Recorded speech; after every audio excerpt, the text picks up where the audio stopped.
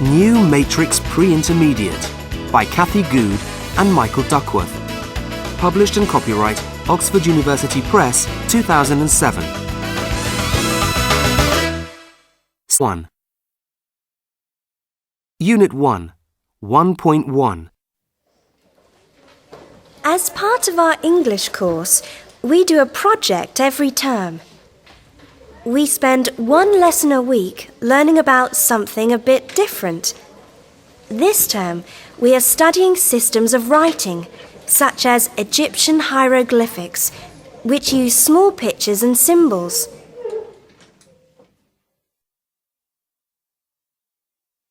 Unit 1, 1.2. Message 1.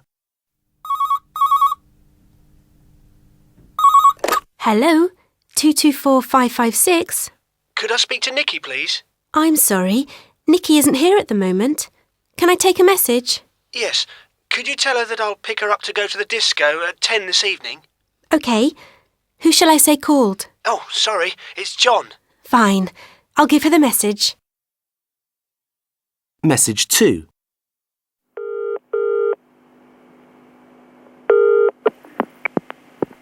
Could you please leave your message after the long tone? Oh, yes. It's Sophie here, with a message for Daniel. Just to say that I've got tonight's English homework. You weren't in, so I thought you might want to know what it is. Give me a call on 556 778. Message 3. Hi, how are you? Fine, thanks. You? I'm fine. You haven't seen Simon, have you? I'm looking for him. No, sorry. But I'm seeing him later. We're going for a swim. Could you give him a message from me? Sure. Could you ask him to phone me on my mobile, as I need to ask him about his birthday party next week? No problem.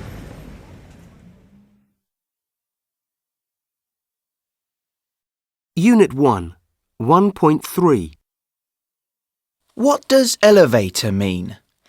I'm not sure, but I think it means lift. Do you know what bathrobe means? Yes, in the dictionary it says dressing gown.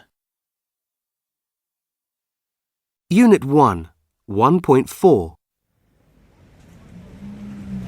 Excuse me, do you know where the library is? It's in Burundi Street. Could you spell that, please? Burundi. Could you tell me where that is? Go past the school, take the first right, and it's opposite the bus station. Sorry, that was a bit fast. I didn't understand. Could you repeat it more slowly?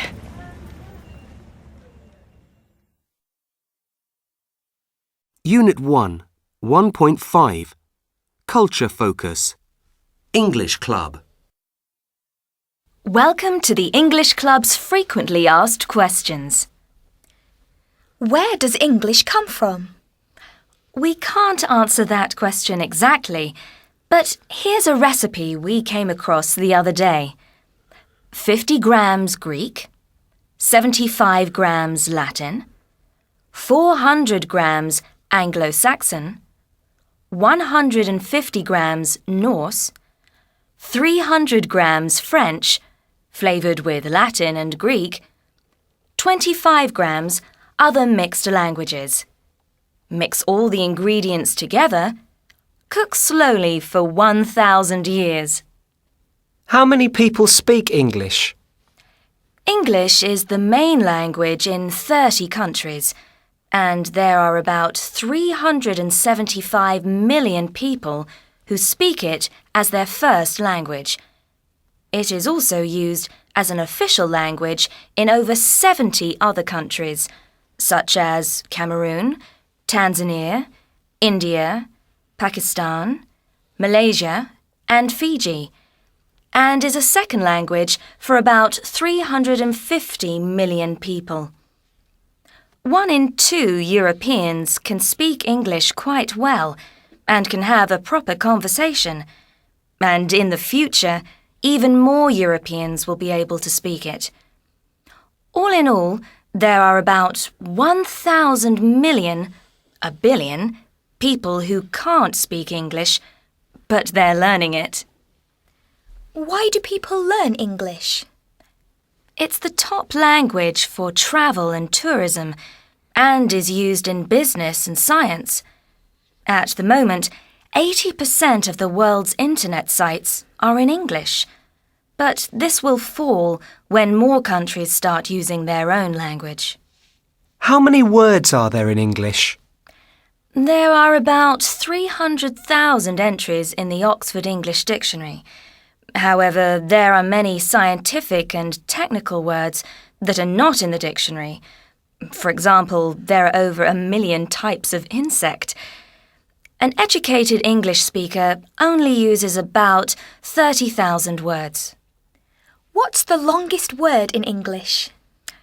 According to the Oxford English Dictionary, it is the name for a lung disease caused by breathing in dangerous dust and is pneumono-ultramicroscopic silicovolcanoconiosis.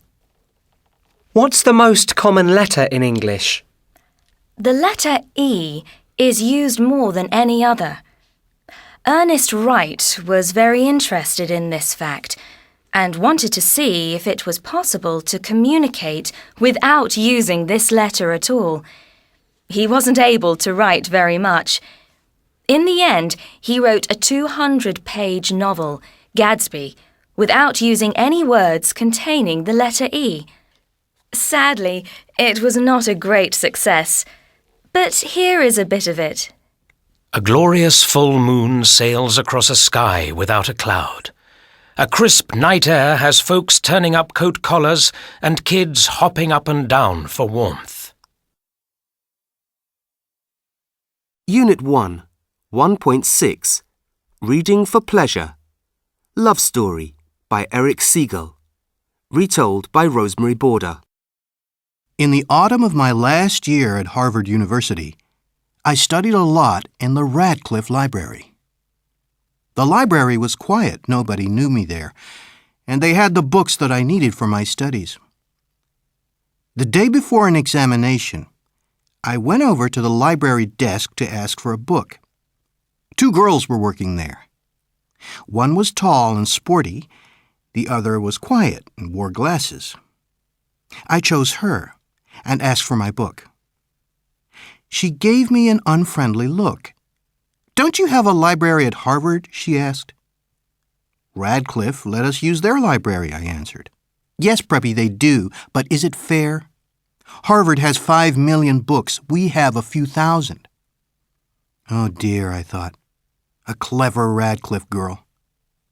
I could usually make girls like her feel very small, but I needed that damn book, so I had to be polite. "Listen, I need that damn book." "Don't speak like that to a lady, Preppy." "Why are you so sure that I went to a prep school?" She took off her glasses. "You look stupid and rich," she said. "You're wrong. I'm actually clever and poor." "Oh no, Preppy," she said. "I'm clever and poor." She was looking straight at me. All right, she had pretty brown eyes. And okay, perhaps I looked rich, but I don't let anyone call me stupid. "What makes you so clever?" I asked. "I'm not going to go for a coffee with you," she said. "Listen, I'm not going to ask you." "That," she said, "is what makes you stupid." Let me explain why I took her for coffee. I got the library book that I wanted, didn't I? And she couldn't leave the library until closing time. So I was able to study the book for a good long time. I got an A in my exam the next day. We went to a coffee shop, and I ordered coffee for both of us. "I'm Jennifer Cavalieri," she said. "I'm American, but my family came from Italy. I'm studying music." "My name is Oliver," I said. "Is that your first or last name?" she asked. "First. My other name is Barrett." "Oh," she said. "Like Elizabeth Barrett, the writer?" "Yes," I said. "No relation." I was pleased that she hadn't said Barrett like Barrett Hall. That Barrett is a relation of mine. Barrett Hall is a large, unlovely building at Harvard University. My great-grandfather gave it to Harvard long ago, and I am deeply ashamed of it. She was silent. She sat there, half smiling at me. I looked at her notebooks. 16th century music, I said. That sounds difficult. It's too difficult for you, Preppy, she said coldly. Why was I letting her talk to me like this? Didn't she read the university magazine? Didn't she know who I was? Hey, don't you know who I am? Yes, she answered. You're the man who owns Barrett Hall. She didn't know who I was. I don't own Barrett Hall, I argued. My great-grandfather gave it to Harvard, that's all. So that's why his not-so-great-grandson could get into Harvard so easily. I was angry now. Jenny, if I'm no good, why did you want me to invite you for coffee? She looked straight into my eyes and smiled. I like your body, she said.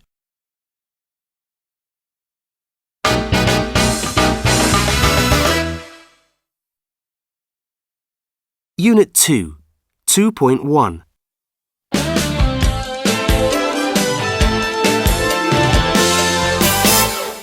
Björk was born on November the 21st, 1965, in Reykjavik, Iceland.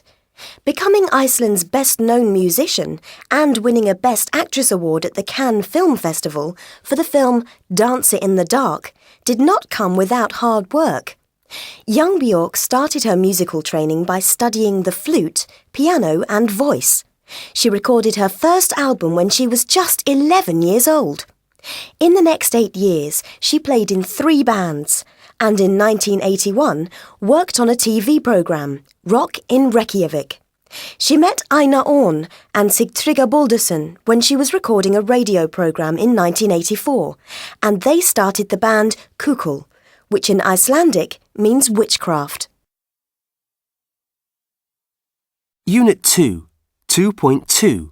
Pronunciation. Wanted. Walked. Turned. Ended. Jumped. Invented. Believed. Unit 2, 2.3. Oh no! Not that silly advert for chocolate again. I hate it when that advert is on. Do you? I think it's great. I think adverts like that are better than some of the programmes. Come on, Luke, they're awful. Most of the time you don't even know what they're advertising. That's what makes them interesting. You have to guess what it is they're trying to advertise. And that shampoo advert makes me laugh. Well, all I can say is that you've got a very strange sense of humour. You can laugh, but a lot of famous actors started their career in adverts for TV and the cinema. Really? I didn't know that. Unit 2, 2.4. Lots of young actors get their big break in television by working in adverts. But it's not all glamour and fun. It can be really hard work too. 2 new actors in adverts are Georgina and Danny, and they've come to tell us what it's really like in the world of television. Danny, when did you start working in adverts? About 3 years ago, when I was 17. I can still remember shooting my first scene. Someone threw a pair of swimming trunks at me and told me to go and put them on, then jump into a freezing pool of water in front of the camera crew who were all wearing clothes. I felt really embarrassed, I can tell you. But you soon start to enjoy it. Now, Georgina, you're 18, aren't you? That's right. And you appeared in an advert for washing up when you were 16. Washing up liquid's not very glamorous, is it? No, but as you said earlier, it was my big break. And how did you find the hard work and long days? Well, it's tiring, but quite exciting too. And how did you feel when you did your first scene, Georgina? I felt terrible. It was a bit like my first day in a new school. I didn't know where to go or what to do, and I had to do one scene after the other really quickly. But it's great now. I wouldn't change it for anything. Unit 2, 2.5, Pronunciation. My favourite advertisement on the television is an advert for trainers. Unit 2, 2.6, Pronunciation. The adverts are terrible. Why aren't there more adverts on TV? Do actors really enjoy appearing in TV ads? Unit 2, 2.7. Which film should we go and see? I'd prefer to go and see Serenity. What about you? I think I'd rather see A Good Year than Serenity. I don't like science fiction films. I'm sure I'd enjoy Casino Royale more than A Good Year. They say it's very good. OK, let's go and see Casino Royale then. Unit 2, 2.8. Why don't we go for something to eat before the film? Good idea. What about going to that new cafe? But let's go after the film, shall we? OK. See you later. Unit 2, 2.9, Culture Focus. A History of British Cinema. The history of British cinema over the last 40 or 50 years is one of ups and downs, successes and failures. Here are just a few of them. The swinging 60s. The 1960s was a great decade for British films. There was a worldwide interest in British fashion, youth culture and the English. British directors started making films showing swinging London, such as A Hard Day's Night starring the Beatles, and Alfie, starring Michael Caine as a working-class Cockney. This attracted money from the United States into British cinema. The first James Bond film in 1962 was the beginning of one of the most successful series of films in British cinema history.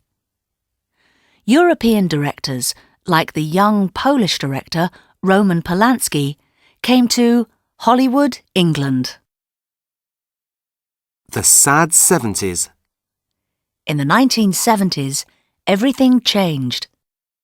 The Americans spent too much money on making films, had several box office failures, and went back to America, leaving the British cinema industry without any money.